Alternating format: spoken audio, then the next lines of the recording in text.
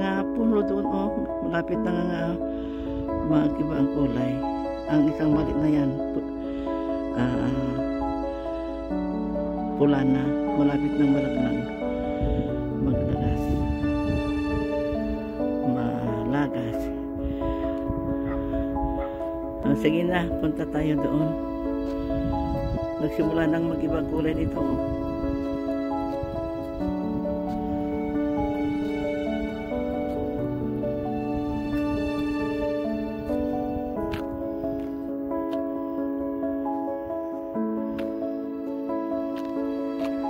Maganda ang simoy ng hangin.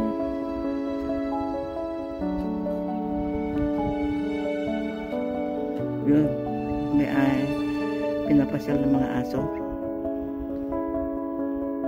Dito mga kaibigan, pag may pinapasyal na aso, may daladalang paglagyan ng tae sakali tumahi sila sa daan. Ganyan dito. Ayan, oh, yung babae may kinukuhang sulat doon sa mailbox. Yan ang mailbox dito sa komunidad na ito. Doon naman marami kasi doon sa banda ron sa bahay, sa kalye namin doon, mayroon din yan mailbox. Ayan.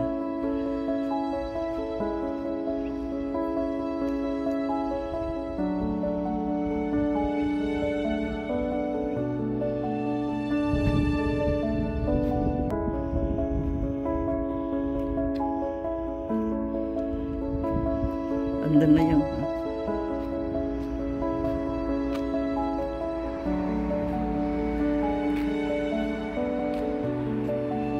uwian na ng mga trabahador. Kaya sa highway, busy na. Busy.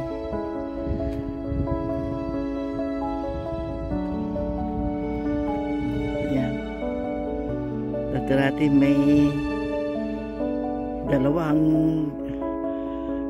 pato dyan na naglalangoy. Pero yung maraming pato na halos sa magtatatlong daan doon sa banda doon.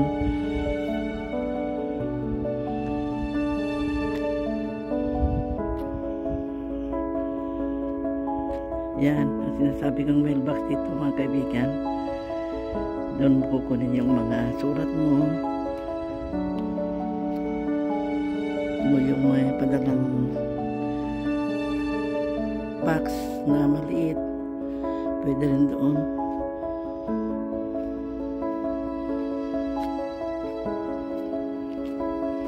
Itong mga bahay dito sa likuran, malalaki sila.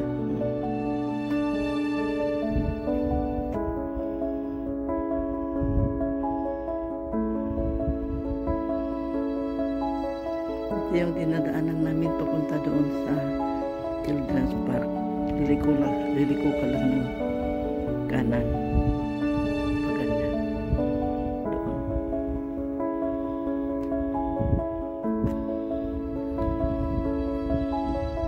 Balik na lang tayo.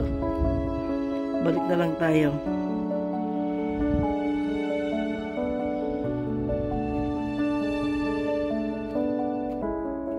Dito hindi masyadong dinadaanan ng mga sasakyan mga kaibigan kasi ito lang ay parang mga daan papasok sa mga kabahayan dito. Iba yung highway, iba dito.